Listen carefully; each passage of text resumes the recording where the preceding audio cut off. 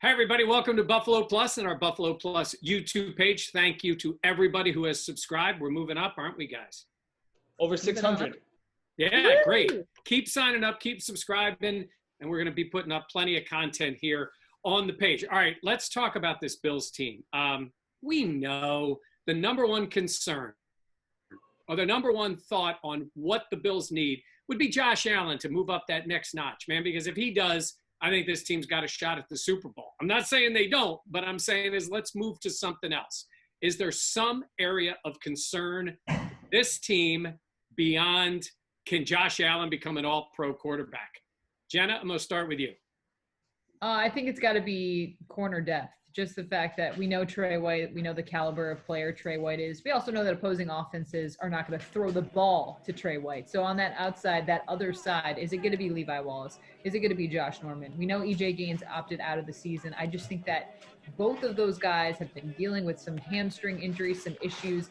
That's a position that the Bills really need to narrow and nail down because you know that that's going to be getting a lot of play this season. And I worry about that in terms of the defense. I think there's a lot of things obviously shored up on the defense, but that's one thing that does definitely concern me. Hey, Dan, would you think they want one of those guys to take the job? Like if it's Sean McDermott, do you believe he and Leslie Frazier want to see, say, Josh Norman play at that level? Or do you think it's whichever guy excels?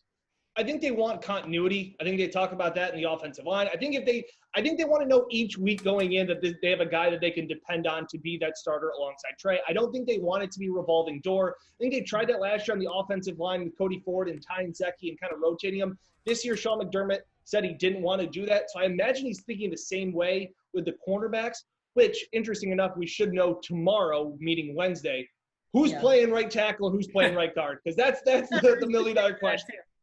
Yeah, is that something that he didn't feel like he needed to give to the Jets early enough, so he's just held on to? Or do you think that there was actual competition going to the end? Dan, what do you think? Because personally, I think that by the ways of practice, it looked like they kind of figured things out. And I think that McDermott was just waiting till Wednesday's depth chart when he had to give it up. I think it's a Bill Belichickian move. Yes. I think it's ordering a foot-long sub at Subway and kind of keeping it close to the vest. Yeah, I think he knows. I think McDermott knows who his other corner is going to be. I think just from that sense, but that's just I agree with Jenna there. All right, Dan, I'm going to go back to you here because I asked Jenna, number one concern. We mentioned a couple of things. What's your number one concern for this team going forward? Well, it's interesting because I actually think it is nothing to do with the depth chart or any players. I think it actually has more to do with dealing with expectations of actually being good or the possibility of being great. You know, Jenna, you were on Devin Singletary's call yesterday, and he said that there is no limit to this offense, that this offense can do whatever you want. And he talked to Mitch Morse about it. He said, I don't care how good we look on paper. Like, we can't buy into the hype. Hype is something that hasn't been around Buffalo in a long time. Not just from the inside the locker room. They're getting it nationally. They're getting it in the city, like real hype. So I think, you know, they can't play this underdog card anymore. I got an article up on BuffaloPlus.com right now that just says, like, they can no longer play that role. And I wrote in the article, like, they've always said that they don't care about what the national media says and they don't listen to anything. But, like, they have.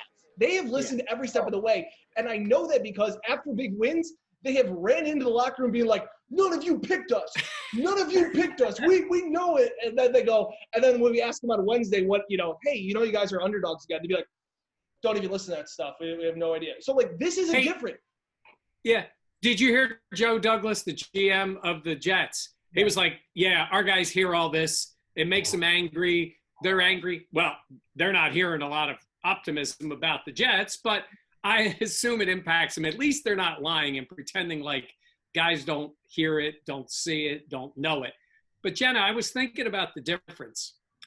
I'm not saying it's nitpicking. That's probably a little strong to find a problem on this team because we just don't know how everybody is going to perform.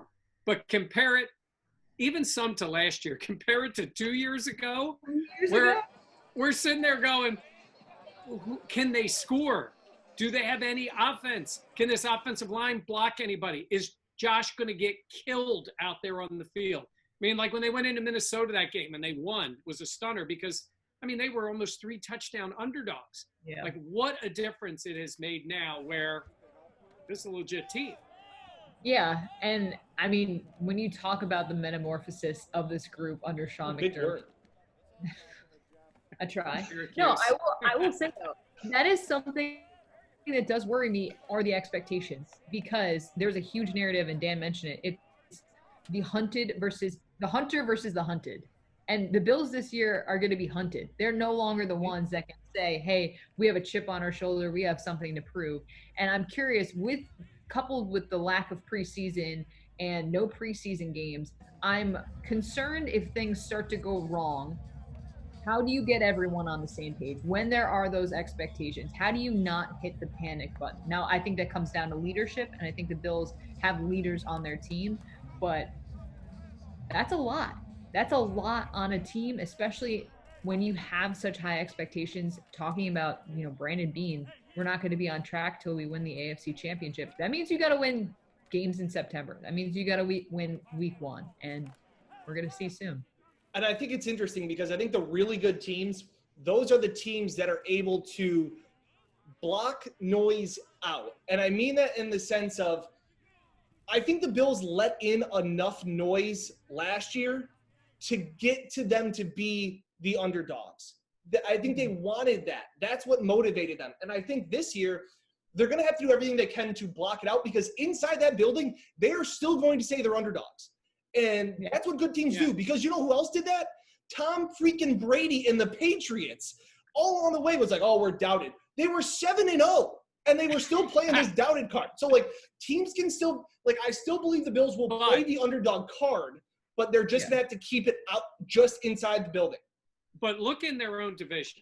They start with the Jets, who the truth is, when they come out after the game and said everybody doubted us, they're right because everybody's doubting the Jets. Yeah. Then you got Miami. Last year, people thought they were tanking. This year, it's like, it's just a matter of time before they turn it over to Tua. Yeah. And legitimately, the Patriots can say people are doubting us because more people are picking the Bills. Heck, Peter King picked the Dolphins to win the division, and the Bills, I think he had the Bills second. I mean, Miami's got some talent, but I don't know if I would pick them number 1. But all those 3 teams can say basically – very few or nobody is picking them. So here's New England. They win the division 86 years in a row, and they can still call themselves underdogs.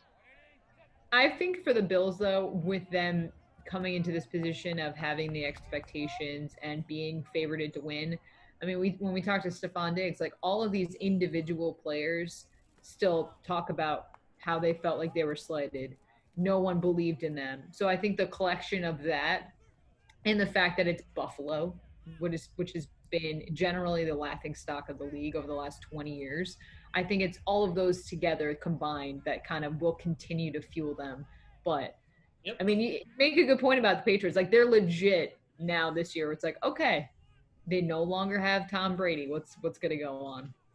But again, I'm even almost correcting myself because any team can tell each other inside their building what they want their message to be. The Saints and everything. It's very key about messaging. Right.